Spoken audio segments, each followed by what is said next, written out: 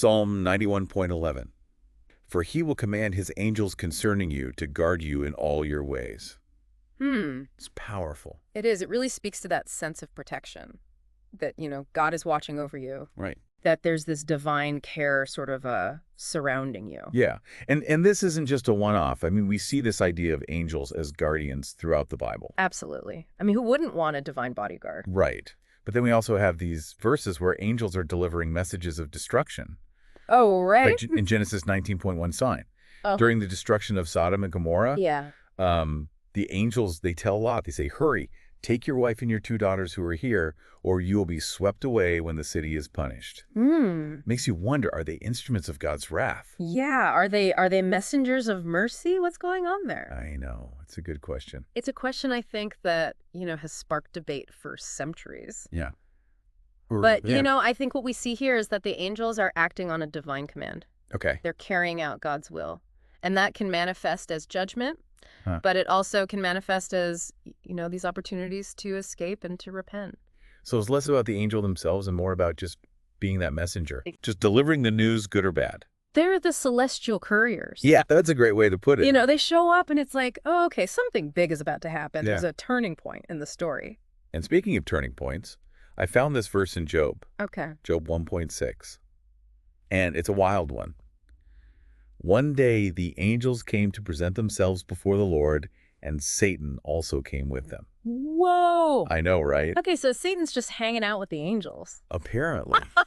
What is happening there? Yeah, I mean, what does this tell us about the spiritual realm? It's wild. It really is. I mean, there are a lot of different interpretations of this. Oh, I bet.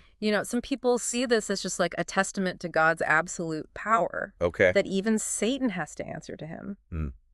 So not like an endorsement of what Satan is doing, but just God showing like, hey, I'm in charge. Exactly. Like everybody reports to me. I like that. But, other people interpret it as, this kind of representation of good and evil. And that struggle exists even in the presence of God. There's this constant tension. Even in the heavenly realm. Yeah. Like that struggle maybe is woven into the fabric of existence itself. Wow. That's deep. Yeah.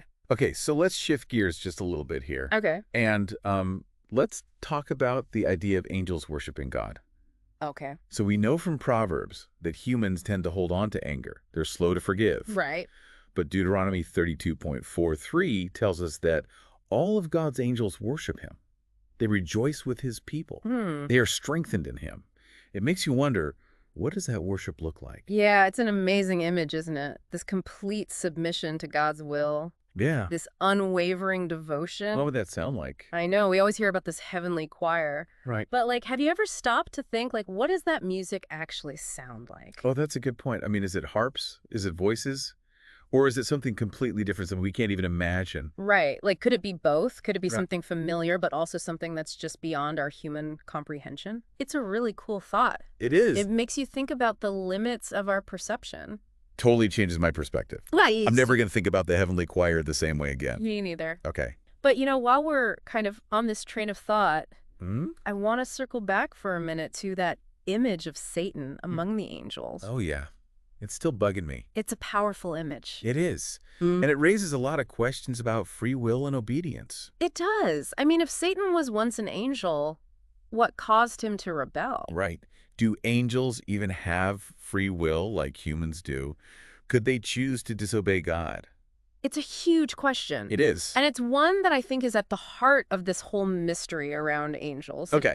I mean, we see them depicted as carrying out God's will, but there's this potential for dissent, for rebellion. That's true. Like those angels delivering the messages of destruction, were they just following orders?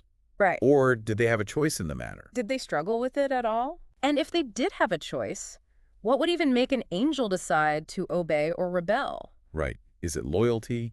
Is it about understanding some bigger plan? Yeah.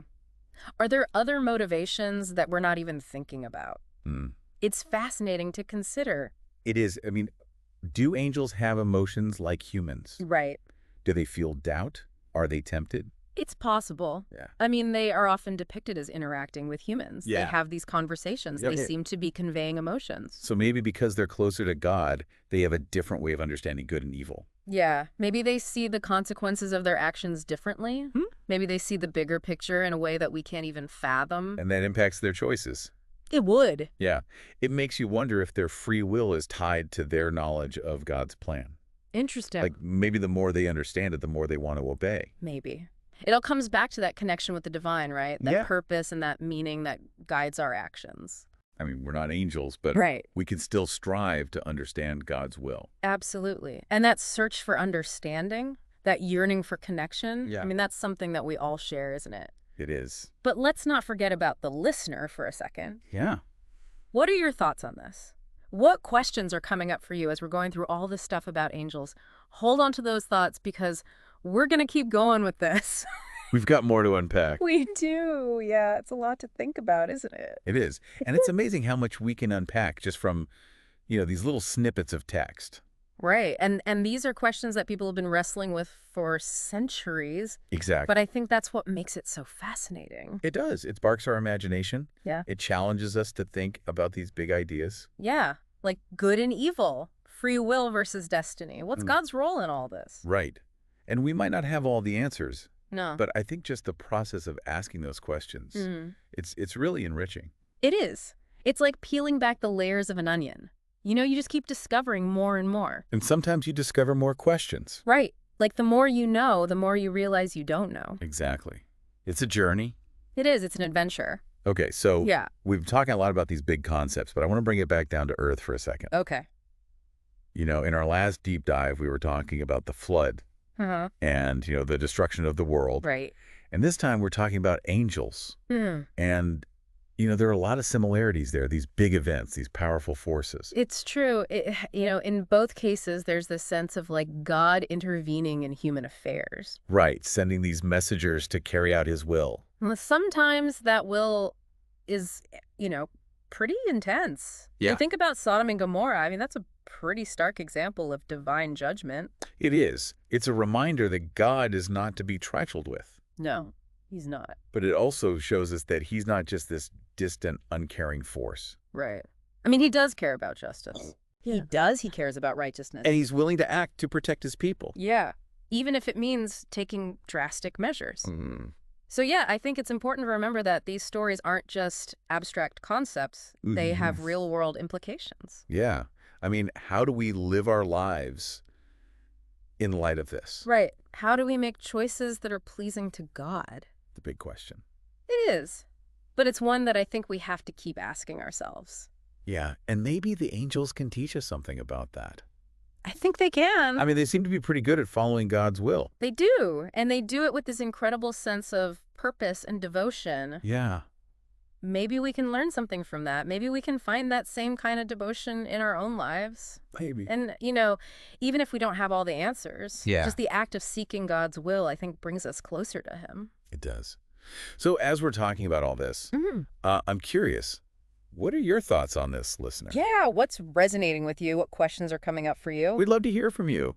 We've covered a lot of ground, haven't we? We have. And it's really amazing to me how much there is to say about angels just from these few verses. It is. I mean, these texts are so rich. Yeah. So much to unpack. And I think that's what makes it so fascinating, Yeah. It just keeps sparking our imagination. Right. Like it challenges what we think we know. It does. Yeah. And it makes us ask these big questions about the universe, about good and evil. About free will. God. About God. And like you said, we might not find all the answers. No. But I think it's the journey that matters. It is. Just the act of exploring these ideas, it can be so enriching. Yeah. Like peeling back the layers. Right. And with each layer, you find more questions. It never ends. It doesn't. But that's what's so exciting about it. It is. So as we wrap up this deep dive on angels, what are some of the big takeaways that stand out to you? Well, I think for me, it's that reminder that angels aren't just these like ethereal beings with wings. Right. I mean, they're these powerful forces acting on God's behalf. Yeah. Messengers, guardians. Even agents of destruction. Right. And they also raise these questions about free will and obedience and, even rebellion. Exactly. And for me, I think one of the big takeaways is that these ancient texts, they still speak to us today. Yeah. I mean, these questions about our place in the universe, about our relationship with God, Yeah. they're questions that we're still grappling with. That's true. And I think it's amazing how these stories and these ideas, they've resonated for centuries. They have. They really make you think. Yeah. And who knows, maybe they hold the key to understanding some of life's biggest mysteries. So to our listener out there, we encourage you, keep exploring this world of angels. Yeah, keep reading those texts. Ponder the question. And see what you discover. Maybe you'll find something that really speaks to you. That offers some guidance or comfort or maybe just a renewed sense of wonder. And remember, it's not about finding all the answers. No, It's about the journey. it is. Thanks for joining us